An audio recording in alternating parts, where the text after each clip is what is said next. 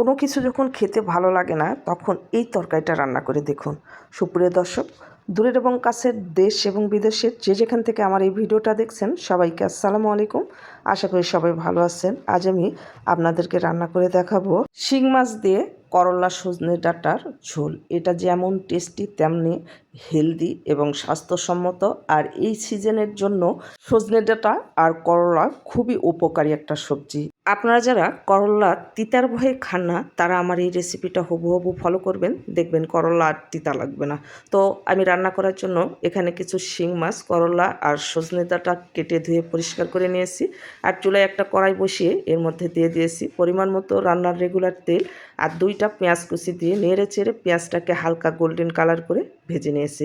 এরপর অ্যাড করে দিয়েছি 1 চামচ আদা আর রসুনের পেস্ট দিয়ে আদা আর রসুনের কাঁচা গন্ধ চলে যাওয়া পর্যন্ত ভেজে নিয়েছি। আর পেঁয়াজ আর আদাটা যেন এর চেয়ে বেশি কালার চলে না আসে এর জন্য অ্যাড করে দিয়েছি 1/2 কাপ পরিমাণ পানি। সেই সাথে অ্যাড করে দিয়েছি অন্যান্য সব উপকরণ, শুকনা মরিচের গুঁড়া, হলুদের গুঁড়া, ধনিয়া গুঁড়া, জিরা গুঁড়া দিয়ে মশলাটাকে আবারও নেড়ে চেড়ে ভোনা ভোনা করে নিয়েছি।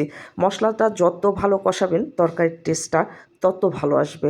এই পর্যায়ে অ্যাড করে দিয়েছি শিং মাছ, আর শিং মাছগুলো নেড়ে চেড়ে মশলার সঙ্গে ভালো করে মিশিয়ে নিয়েছি আর কষিয়ে নিয়েছি প্রায় 2 মিনিটের মতো। এখন এই পর্যায়ে অ্যাড করে দিচ্ছি 1 কাপ পরিমাণ পানি। আর এই পানিতেই আমি মাছ আর সবজিগুলোকে কষিয়ে দেব। তো ঢাকনা দিয়ে ঢেকে আমি 3 মিনিট রান্না করে নিয়েছি। এখন মাছগুলো আমি এই ঝোল থেকে উঠিয়ে নেব, যেন সবজিগুলো যখন অ্যাড করব তখন মাছগুলো যেন ভেঙে না যায়। আর এইভাবে যদি রান্না করেন তাহলে কিন্তু মাছগুলো ভেঙে যাওয়ার চান্স থাকবে, আর ভেঙে গেলে মাছ কাটা কাটা হয়ে যাবে। মাছগুলো আমি উঠিয়ে নিয়েছি। এখন এই পর্যায়ে অ্যাড করে দিচ্ছি সজনে ডাঁটা আর করলা। এখন সজনে ডাঁটাগুলো এই পানিতেই আমি সেদ্ধ করে নেব, আর কোনো পানি অ্যাড করব না।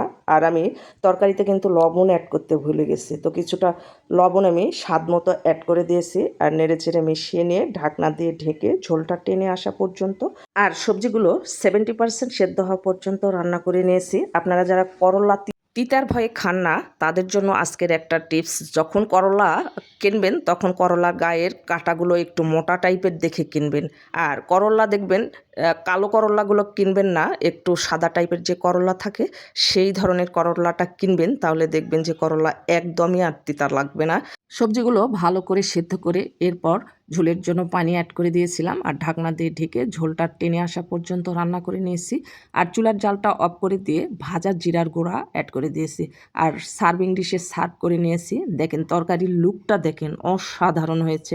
দেখতে যেমন সুন্দর হয়েছে খেতেও অসাধারণ ছিল।